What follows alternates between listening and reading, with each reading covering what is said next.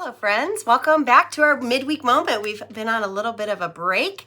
We're glad to be back with you as we talk about our new sermon series that we started this past weekend, The Call, Answering God's Invitation. Over the next several weeks, we're going to be talking about what does it mean to answer the call of God in our lives, whether it be big life-changing things or even just little everyday tasks that God might be calling us to do.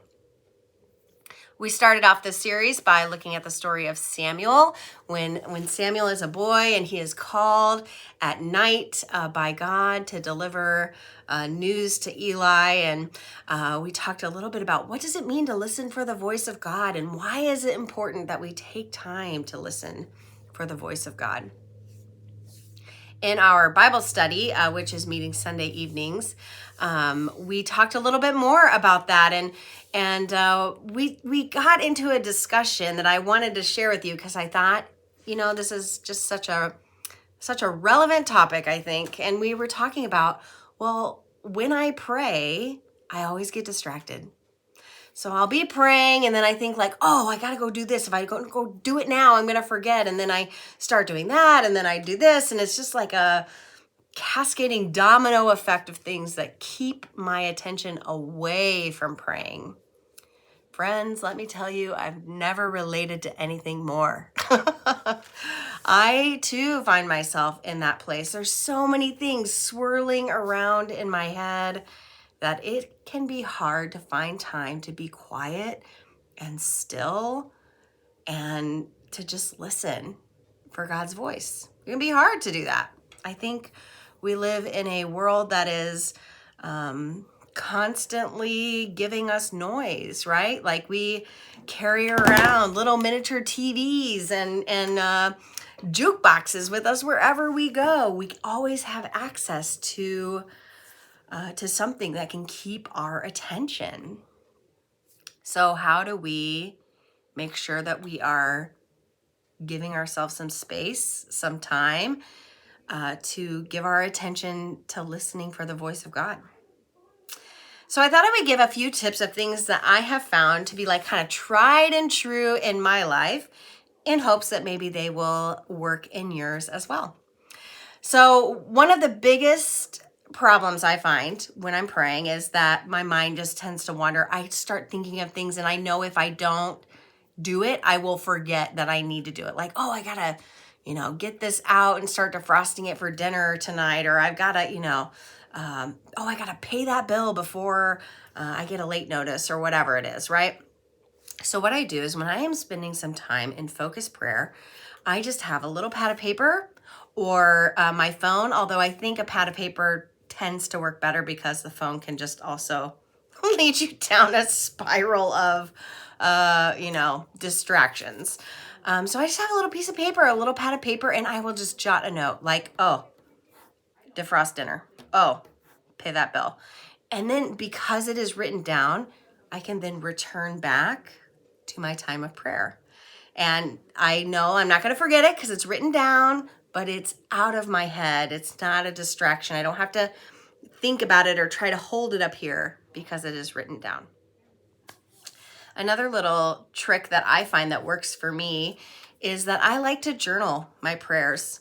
So whether I'm praying through like a guided prayer like the Examine, or whether I'm just kind of praying an extemporaneous prayer, I'm just praying kind of what's coming to my mind, I like to write it down. And here it's kind of a double blessing. One, it keeps you kind of on task because you're writing, but also it proves as a memory of what you prayed for. So I often will look back at what I have written down in prayers months before and be able to see, oh, I forgot I prayed about that. Gosh, God really answered that prayer.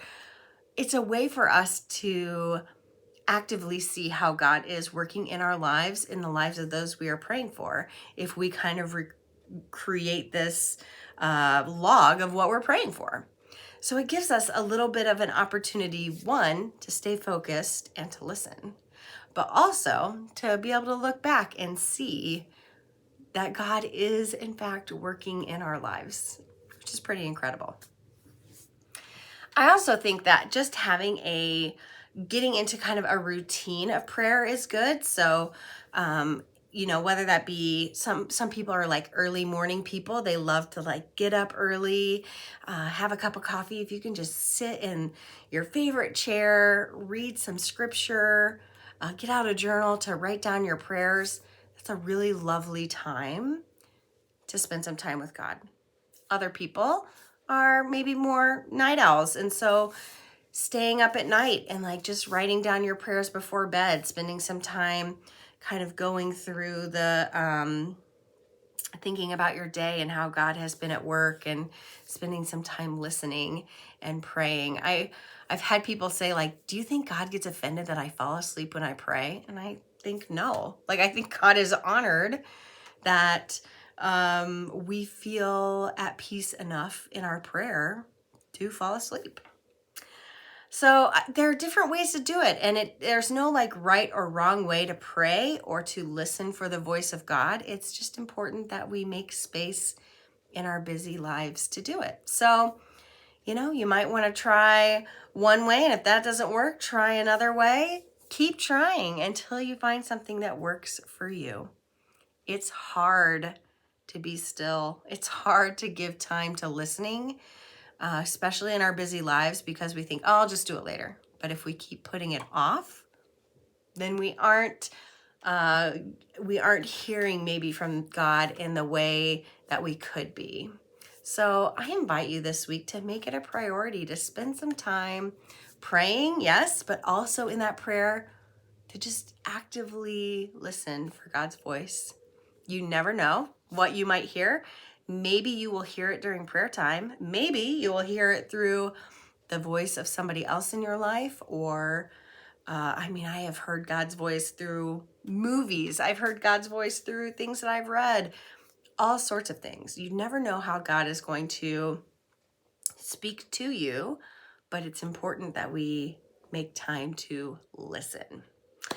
So I hope you will take me up on that challenge this week. Spend some time listening for the voice of God.